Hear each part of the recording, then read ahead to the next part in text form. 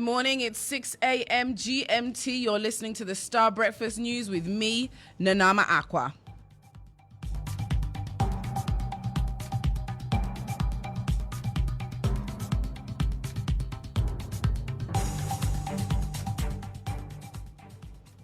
Coming up, NDC dares Electoral Commission to recollect parliamentary results in 9 disputed constituencies.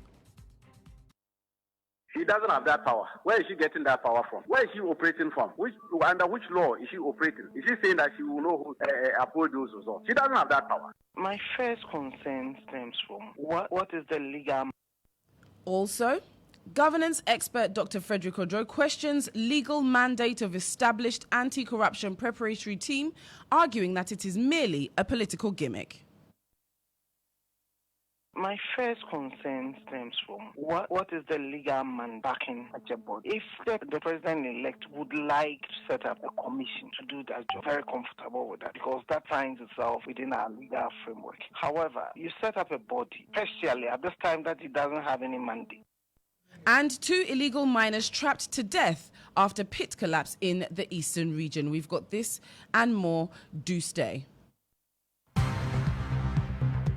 Starr News is coming to you live on Ultimate 106.9 FM in Kumasi, Empire 102.7 FM in Takrady, Zeps 95.9 FM in Zebila, Nissim 100.1 FM in Lamshao, MyStar Radio in the USA, also live on Facebook on Starr 1035 FM and on starfm.com.gh around the world. This is Starr 103.5 FM. Starr News.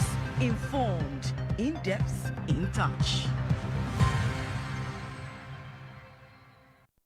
You're once again welcome to the Starr Breakfast News with me, Nanama Aqua. Now, the Electoral Commission has once again come under heavy criticism after its decision to reject results of 9 constituencies.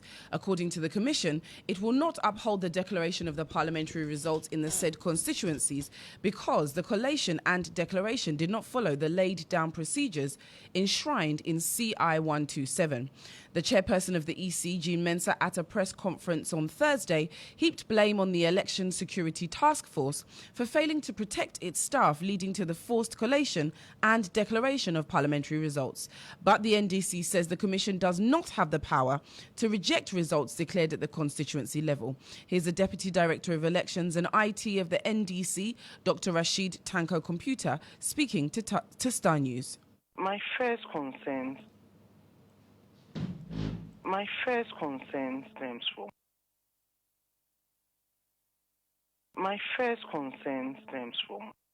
She doesn't have that power. Where is she getting that power from? Where is she operating from? Under which law is she operating? Is she saying that she will know who uphold those results? She doesn't have that power. She's a returning officer for presidential elections. She's not a returning officer for returning parliamentary elections. Did you get it right? She doesn't have that power. We must be very clear. The CI 127 under Regulation 43 is very clear who collates parliamentary results and declares it. And if he so does his work and you are not satisfied, the right place for you to go is the court. It is not under Madam Jean Mensah's office. Otherwise, she will be operating as if she's a Queen Nebuchadnezzar. Where she can sit there, anybody who can complain, then she say, I'm not upholding you. She doesn't have that power, and we must say it is straight to her face. That is why the law court is there. If she thinks that her people, it was done under duress, let the aggrieved parties go to court. And the judge will decide whether actually it was done under duress or the people were forced to declare the results. The evidence will be adduced at court, not under Madam Jean Mensah's office. That was the Deputy Director of Elections and IT of the NDC, Dr. Rashid Tanko Computer. However, the governing NPP has welcomed the decision by the Commission not to uphold results of the 9 constituencies in contention. Kamaldeen Abdullahi is Deputy Communications Director of the NPP. If the Electoral Commission is given the mandate by the Constitution to be the organizers of this election and to be the only institution that has the mandate to declare the results, then the same Electoral Commission comes out to tell you that, look, in some constituencies, about 9 of them, there were instances where their officers declared elections under duress. Of course, if the fish comes from the water to tell you that the crocodile has one eye, you don't have to argue. What I expect is that as key players in this game, the political parties here who are the critical stakeholders, we all have to sit down. The Electoral Commission would have to call a meeting. We discuss it in Georgia at IPAC, and of course look at the way forward or see the way forward to this. So for me, I think that the Electoral Commission has been given the mandate. It is the only institution to hold the elections. It is the only institution to respond to whatever infraction that we have. If they are coming out to tell that there were some infractions indeed, and for that matter, there need to be a panacea to these infractions, and this is the way to go. I think that we, the critical stakeholders, must also listen and then go to the law and, of course, get things done in our way or in the way of everybody so that this country will continue to see peace. Still on matters relating to the NDC, lawyers for the party's parliamentary candidate for Fantiakwa North, Haruna Apauredu, have filed a motion at the Kufuor High Court seeking to nullify the Electoral Commission's redeclaration of the constituency's election results. Now, the motion, filed by lawyer Isaac Labi, calls for a judicial review to quash the purported redeclaration of the results. The application also seeks an order of prohibition to prevent the EC from publishing or gazetting the redeclared results. He spoke to Starr News. Drawing the Clerk of Parliament's attention to all that has gone on and for him to advise himself of what is going on and ensure that he himself is compliant with the laws of this country. Because what the Electoral Commission have done so far is to engage themselves in an illegality. And they and the Clerk of Parliament cannot also continue the illegality that the Electoral Commission is perpetrating on the people of Ghana, especially the people of Fantiakwa North in the Eastern region. And so the Clerk of Parliament, if at any time you should receive any document bearing any other name other than that of Haruna Apauredu, who is the MP left for Fantiakwa North, we are humbly asking you to ignore him and admit him, which is Honorable Haruna Apauredu, into Parliament, because he is the one validly elected and declared by the returning officer for Fantiakwa North constituency. And his name is Zachariah Adams. He is the one that is the returning officer for Fantiakwa North elections.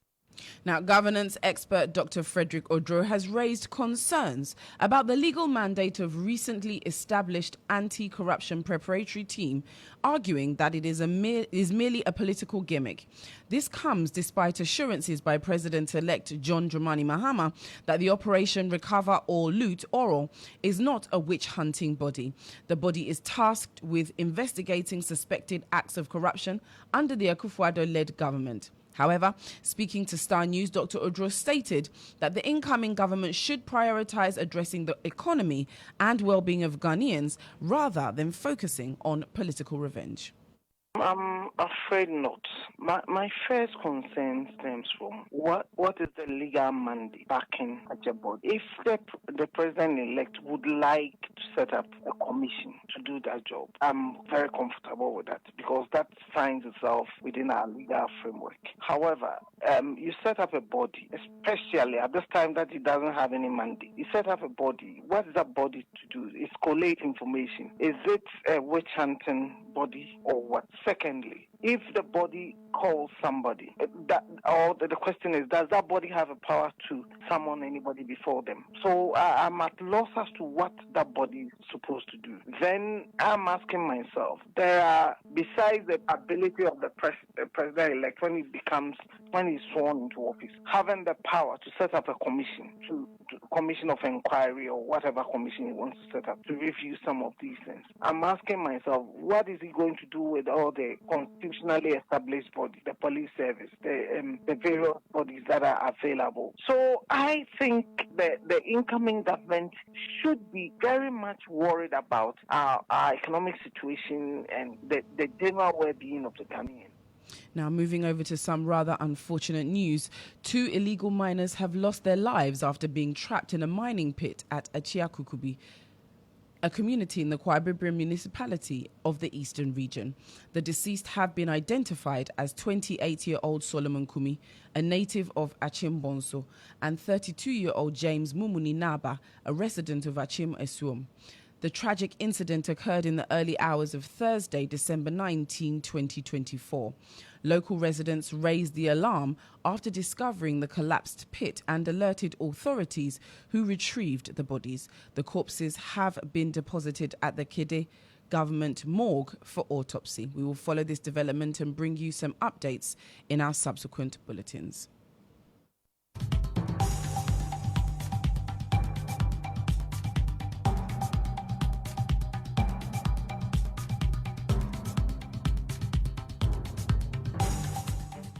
Thank you so much for tuning in to the Starr Breakfast News with me, Nanama Aqua. For more news updates, click on starfm.com.gh. Enjoy your Friday and have a wonderful weekend.